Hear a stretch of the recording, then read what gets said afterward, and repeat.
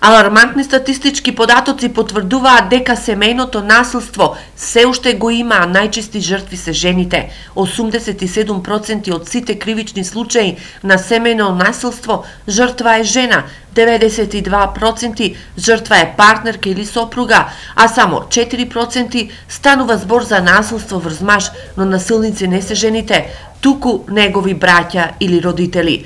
Овие податоци се основа за проектот Здружени за промени. Целта на проектот е да подигнеме свеста за семејното насилство, за насилството кај нас, свеста за да направиме притисок за подпишување односно ратификување на конвенцијата за надминување на секако вид дискриминација, особено родово базирано насилство над жената. Во проектот ќе бидат вклучени и сите надлежни институции, а ќе се формираат и локални координативни тела. Идејата на ова локално тело е да се намалат проблемите на жртвата со тоа што она треба да иде, пример, во Центар за социјални работи да го објаснува проблемот, па оние пратат во полициска станица, таму да го објаснува проблемот. Да ги едуцираме институциите, значи вработените во релевантните институции, центрите за социјална работа, полицијата, значи општината, здравствените организации, сите оние кои што нели со мандат се задолжени да го третираат проблемот на родово базирано насилство и нормално граѓанските организации,